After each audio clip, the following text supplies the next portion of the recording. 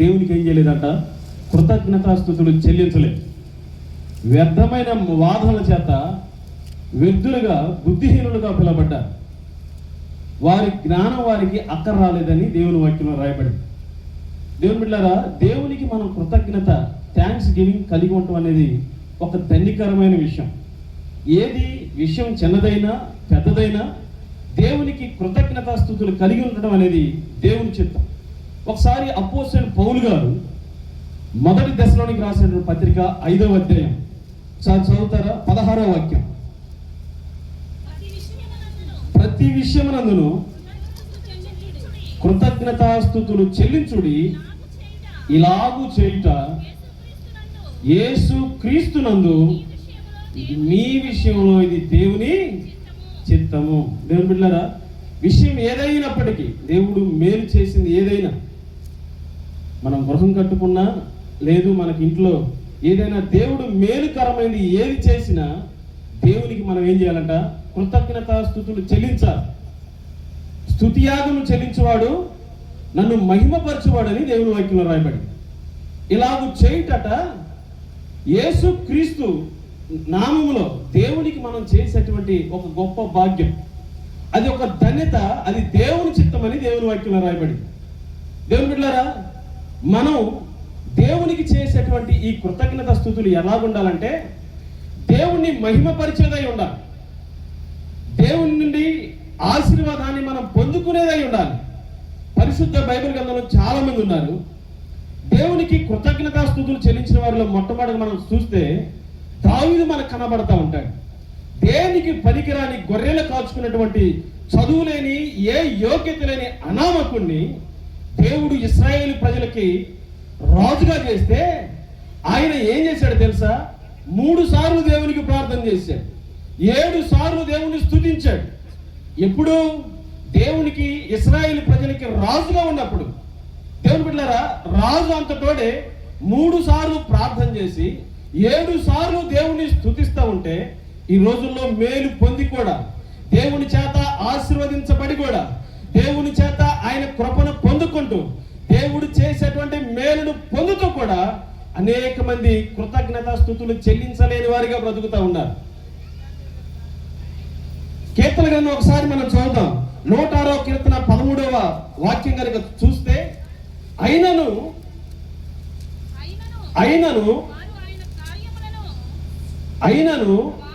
వారు ఆయన కార్యములను వెంటనే మర్చిపోయిరి. దేవుడు చేసినటువంటి మేలునంట వెంటనే మర్చిపోయేవారుగా జనులు కనబడతా ఉన్నారు. దేవుని బిడ్డలారా, దేవుని వాక్యం శ్రేష్టమైనది ఏమిటో మనకి సెలవిస్తుందంటే, ఆయన ప్రజలు ఎదుట మనం ఏం చేయాలి? దేవుడు చేసినటువంటి మేలుల్ని ప్రకటించాలి. మొట్టమొదటిది ఏంటంటే దేవుని గురించి కృతజ్ఞతాస్తుతులు చెల్లిస్తూ దేవుని గురించి ప్రకటించే వారిగా మనం ఉండాలి. దేవా, నీవు చేసినటువంటి ఉపకారాలకి నేనేమి చెల్లిస్తాను? నా రక్షణ పాత్రను చేదబుచ్చుకొని యెహోవా నామమున ప్రార్థన చేసేది. ఆయన జనులు, ఆయన ప్రజలు ఎవరైనంటే ఆయన నమ్మినటువంటి బిడ్డలు. ఆయన నమ్మని వారు కూడా ఆయన బిడ్డలే. దేవుని బిడ్డలారా, అక్కడ రాయబడిన మాట, ఆయన జనులు, ఆయన కుమారులు వేరు, ఆయన జనులు వేరు. ఆయన జనులు భూలోకంలో ఉన్న వారందరూ కూడా ఆయన జనులే. ఆయన కుమారులు ఎవరో తెలుసా? ఆయన్ని రక్షకుడుగా అంగీకరించి, ఆయన్ని పరిశుద్ధుడిగా, ఆయన నా కోసం ఈ లోకానికి దిగి వచ్చాడని నమ్మి, ఆయన వారసత్వం యోహాను సువార్తలో రాయబడింది కదా, తనని ఎందరు అంగీకరించారో వారందరికీ దేవుని పిల్లలు అవటానికి దేవుడు గొప్ప భాగ్యాన్ని దయచేశాడు. దేవుని బిడ్డలారా, మేలులు చేసినటువంటి మేలును బట్టి కృతజ్ఞతాస్తుతులు చెల్లించేవారు ఈ లోకంలో అరుదైపోతా ఉన్నారు. దేవుడు మనకి అన్ని ఇచ్చాడండి, వసతులన్నీ ఇచ్చాడు. గత కాలాలతో పోల్చుకుంటే నేటి దినాలలో దేవుడు మనకి అన్ని దయచేశాడు. అయినా కూడా దేవుడు చేసినటువంటి మేలుని ఎరిగి దేవునికి కృతజ్ఞతాస్తుతులు చెల్లించిన వారుగా అనేక మంది బ్రతుకుతూ ఉన్నారు. దేవుని బిడ్డలారా, దేవునికి ఎంతైనా కృతజ్ఞతాస్తుతులు చెల్లించే వారిగా మనం బ్రతుకుదుంగాక. దేవుడు చేసినటువంటి మేలుని మనం ప్రకటించాలి. దేవుని వాక్యంలో రాయబడిన మాట, చాలా మంది మేలు జరిగితే చాలా సంతోషంగా ఉంటారు, కీడును బట్టి ఏం చేస్తారంటే చాలా మంది బాధపడిపోతుంటారు. దేవుని బిడ్డలారా, దేవుని వాక్యంలో రాయబడినటువంటి ఒక వ్యక్తిని మీకు జ్ఞాపకం చేస్తారు. మేలు చేసినప్పుడు దేవునికి కృతజ్ఞత స్తుతులు చెల్లించడంలో గొప్పే గాని, దేవుని ఆశీర్వాదమే గాని, అంతకన్నా గొప్పది ఏంటంటే కీడు వచ్చినప్పుడు కూడా దేవుని స్తుతించే వారిగా మనం బ్రతకాలి. దేవుని వాక్యంలో రాయబడింది, యోబు దగ్గరికి ప్రతి ఒక్కరు వస్తున్నారు. అయ్యా, గాడిదలు చనిపోయినాయి, ఒంటెలు చనిపోయినాయి, గొర్రెలు చనిపోయినాయి, పిల్లలు చనిపోయారని చెప్తా ఉన్నప్పుడు యోబు ఎంతగానో దుఃఖించాడు, ఎంతగానో బాధపడ్డాడు. నష్టం జరుగుతున్నప్పుడు బాధ రాదండి? నష్టం జరుగుతున్నప్పుడు దుఃఖం రాదా? వస్తుంది. అయినా యోబు ఏమన్నాడంటే, నేను ఈ దిగంబరిగా లోకానికి వచ్చాను, దిగంబరిగా నేను ఈ లోకం నుంచి వెళ్తాను. దేవుడు నాకు ఇచ్చినటువంటిది ఏదైనా సమస్తం నాకు పోయినా పర్వాలేదు. ఒకసారి చదువుతారా మాటను? నేను దిగంబరినై వచ్చితిని, యెహోవా ఇచ్చెను, యెహోవా తీసుకొని పోయిను, యెహోవా నామమునకు స్తుతి కలుగును గాక. దేవునికి స్తోత్రం చెల్లిద్దాం. హల్లెలూయా, హల్లెలూయా. దేవుని బిడ్డలారా, అట్టు పెట్టిన వాళ్ళకి అట్టు పెట్టడం పెద్ద వింతేం లేదు. చీర పెట్టిన వాళ్ళకి చీర పెట్టడంలో పెద్ద విషయమేం కాదు. భోజనం పెట్టిన వారికి భోజనం పెట్టడంలో పెద్ద వింతేమీ లేదు. నీకు కొంత సహాయపడిన వారికి నువ్వు సహాయపడటంలో పెద్ద విశేషమేం కాదు. దేవుని వాక్యం మనకి సెలవిస్తుంది ఏంటంటే, ఆయన జనుని ఎదుటను ప్రకటిస్తూ, ఆయన చేసిన మేలును మనం ప్రకటిస్తూ, మనకు జరిగినటువంటి మేలైనా కీడైనా విషయం ఏదైనా కానీ, ఇందాక మనం చదువుకున్నాం కదా, ప్రతి విషయంలో కీడు జరిగిందా దేవునికి స్తోత్రం చెల్లించాలి, మేలు జరిగిందా దేవునికి స్తోత్రం చెల్లించాలి. భక్తుడైనటువంటి యోబు శిఖరాలకు ఎక్కాడు. ఆ విషయంలో ఏమన్నాడు తెలుసా? దేవుడు చేసినటువంటి ఏదైనా సరే కీడును బట్టైనా, భార్య అంటుంది, అయ్యా ఏమి దేవుడు అంటుంది భార్య. మేలును బట్టే నువ్వు దేవుణ్ణి స్తుతిస్తావా? కీడును బట్టి నువ్వు ఆయన్ని ఆరాధించడం స్తుతించడం నీకు తగదా? దేవుని బిడ్డలారా, మేలు జరిగినప్పుడు దేవుని స్తుతించడం గొప్ప విషయమే. అంతకన్నా ప్రాముఖ్యమైనది మనం నేర్చుకోవాల్సిన క్రైస్తవులుగా, భక్తులు ఎదుగుతున్న వారిగా, 10 సంవత్సరాలు 25 సంవత్సరాలు 30 సంవత్సరాలు 40 సంవత్సరాలుగా దేవుని భక్తిలో ఎదుగుతున్న వారిగా మనం నేర్చుకోవాల్సింది ఏంటంటే, మొట్టమొదటిది ఆయన నామాన్ని మనం ప్రకటించే వారిగా ఉండాలి. అది దేవునికి ఇష్టమైంది, ఆయన చేసిన ఉపకారాలు. దావీదు అంటాడు, నా ప్రాణమా యెహోవాను సన్నుతించుము, నా అంతరంగమునున్న సమస్తమా ఆయన పరిశుద్ధ నామమును సన్నుతించుము, నా ప్రాణమా యెహోవాను సన్నుతించుము, ఆయన చేసిన ఉపకారాల్లో దేనిని మరువకము. దేవుని బిడ్డలారా, దేవుడు చేసినటువంటి మేలుని మర్చిపోయేవారు లోకంలో కోకొల్లు ఉన్నారు.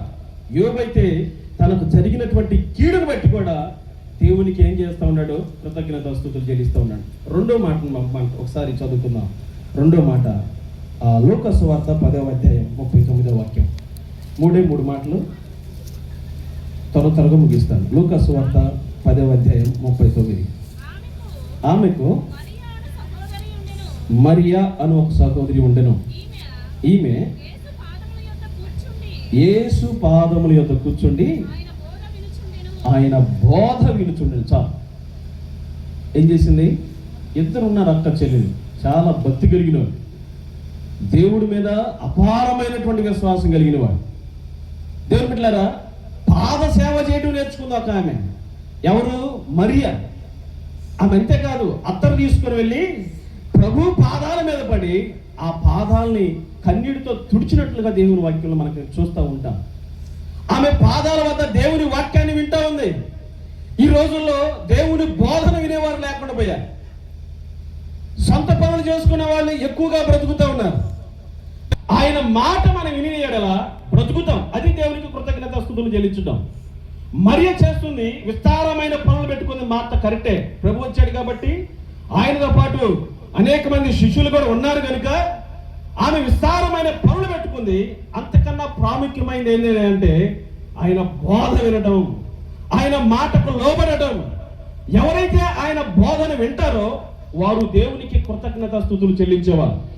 ఎవరైతే ఆయన ప్రజల ఎదుట, ఆయన జనుల ఎదుట దేవుడు చేసిన ఉపకారాలను, మేలును తెలియజేస్తారో వారు దేవునికి కృతజ్ఞతాస్తుతులు చెల్లించేవారు.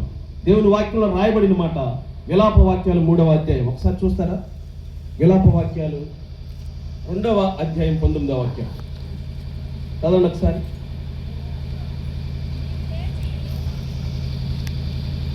విలాప వాక్యాలు 2వ అధ్యాయం 19వ వాక్యం. నీవు లేచి రేయి మొదటి జామున మొర్రపెట్టుము, నీళ్లు కుమ్మరించినట్లుగా దేవుని సన్నిధినట మన హృదయాన్ని ఆయన కుమ్మరిస్తారంట. దేవుని బిడ్డలారా, దేవుని నామాన్ని, దేవుని ఎరిగిన వారు మనంగా ఆయన జనులు ఎదుట ఏం చేయాలి? కృతజ్ఞతాస్తుతులు చెల్లించాలి. రెండవది, ఆయన బోధ వినుటలో దేవునికి ఏం చేయాలి? కృతజ్ఞతాస్తుతులు చెల్లిస్తూ ఆయన పాదాల దగ్గర మనం పడాలంతే. మూడవది ఏంటంటే మన ఆత్మీయ జీవితంలో ప్రార్థన చేసే అనుభవం ఉండాలి. చాలా మందికి ప్రార్థన చేసే అనుభవం ఉండదు. ప్రార్థన చేసే అనుభవంలో ఉండాలి. రేయి మొదట జామున కనుక నువ్వు ప్రార్థించడం మొదలు పెడితే నీ కుటుంబాన్ని ఆయన ఆశీర్వదిస్తాడు, నీ కుటుంబాన్ని ఆయన దీవిస్తాడు. దేవుని బిడ్డలారా, దేవుని వాక్యంలో రాయబడింది, ప్రార్థన చేసేవాడు దేవునికి ఏం చేసేవాడు? కృతజ్ఞతాస్తుతులు అర్పించేవాడు. దేవుని చేత అందరూ మేలు పొందుతున్నారండి. దేవుడిచ్చే ప్రతి ఆశీర్వాదాన్ని తీసుకుంటున్నారు. కానీ దేవుడి దగ్గరికి తిరిగి వచ్చే వాళ్ళు కొద్దిమంది కనపడతా ఉన్నారు. దేవుడి దగ్గరికి 10 మంది కుష్ఠరోగులు వస్తే, దేవుడి దగ్గరికి 10 మంది కుష్ఠరోగులు వస్తే దేవుడు ఏం చేశాడు తెలుసా? మీ 10 మంది వెళ్ళి మీ పాస్టర్ గారికి కనబడమని చెప్పాడు. సేవకుడు కనమని చెప్తే వాళ్ళు వెళుతుండగానే శుద్ధి అయ్యారండి. వారికి ఉన్నటువంటి ఎన్నో సంవత్సరాలు ఉన్నటువంటి అవమానం, కుష్ఠరోగం అంతా పోయింది, స్వస్థపడ్డారు. కానీ ఒక్కడు మాత్రమే తిరిగి ప్రభు దగ్గరికి వచ్చాడు. అయ్యా, నాకు కలిగిన రోగం పోయింది, నాకు కలిగిన సమస్తం పోయింది, అయ్యా నువ్వు గొప్పవాడవని దేవుడి దగ్గరికి వచ్చి దేవునికి కృతజ్ఞతాస్తుతులు చెల్లిస్తూ ఉంటే 9 మంది అడ్రస్ లేదు. ఎవరా 9 మంది? యూదులే, దేవుని ఎరిగిన వారే, దేవుని వాక్యం తెలిసిన వారే, ధర్మశాస్త్రం గురించి క్షుణ్ణంగా అధ్యయనం చేసిన వారే దేవుని యొద్దకు తిరిగి రాలేకపోయారు. వచ్చిన వాడెవడు? సమరయుడు, అన్యజనుడు, దేవుని గురించి తెలియనివాడు. దేవుడి గురించి తెలియనివాడు దేవునికి కృతజ్ఞతాస్తుతులు చెల్లిస్తూ ఉంటే దేవుని ఎరిగి దేవునికి చాలా మంది ఏం చేయలేకపోతున్నారు? కృతజ్ఞతాస్తుతులు చెల్లించలేకపోతున్నారు. దేవుని బిడ్డలారా, మొట్టమొదటిది ఆయన జనుల ఎదుట ఏం చేయాలి? దేవుడు చేసిన మేలుని ప్రకటించాలి. రెండవది, ఆయన బోధ, ఆయన మాటను మనం వినేవారంగా బ్రతకాలి. అది దేవునికి కృతజ్ఞతాస్తుతులు చెల్లించడం. విషయం ఏదైనా కావచ్చు, చిన్నది కావచ్చు, పెద్దది కావచ్చు, దేవునికి ఒక్క సంవత్సరంలో ఒక్కసారైనా మన కుటుంబాల్లో కుటుంబ ప్రార్థన జరగాలని, కృతజ్ఞత ప్రార్థన జరగాలి. అది జరగడం అనేది దేవుడి చిత్తమని దేవుని వాక్యంలో రాయబడింది. మూడవది ఏంటంటే ప్రార్థన చేసే అనుభవం. దేవుని బిడ్డలారా, మరి సాధన బట్టి నేను ఎంతో సంతోషిస్తా ఉన్నా. ఎర్రట అగ్గిలో, మండుతున్న అగ్గిలో బలిసిపడి వచ్చాడు. అయ్యగారు మాకు ఒక్క మాట చెప్తే చాలు, ఎంత దూరం అయినా, ఏ రాత్రి అయినా ఇక టైం చూసే లేదు, వెళ్ళిపోవటమే మా పని.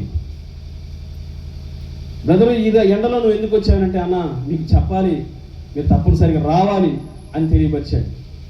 వాళ్ళ ఆశ ప్రార్థన పెట్టాలి, దేవుని కృతజ్ఞతాస్తుతులు చెల్లించాలి అనేటువంటి బాన్ని వారికి కలిగినటువంటి తల్లిదండ్రుల్ని దేవుడు అలాగా ఆశీర్వదించాలని ప్రత్యేకంగా ఈరోజు వారి వివాహ దినోత్సవం. దేవుని వాక్యంలో రాయబడిన మాట, భర్త ఏం చేయాలి?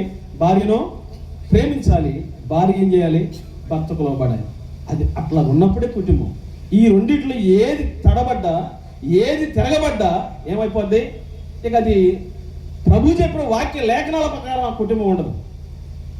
ఒకటే, భక్తుడైనటువంటి దావీదు చేసింది ఏంటంటే దేవునికి కృతజ్ఞతాస్తుతులు చెల్లించే విషయంలో ఎంతగానో దేవుని పట్ల విధేయత చూపాడు. అట్టి కృప, అట్టి ధన్యత ఆ దయగల దేవుడి కుటుంబానికి దయచేయాలని కోరుకుంటూ నా మాటలను ముగిస్తున్నాను. ఈ సమయం ఇచ్చినటువంటి అబ్రహాం రాజయ్య గారికి నా ప్రత్యేక వందనాలు తెలియజేస్తున్నాను.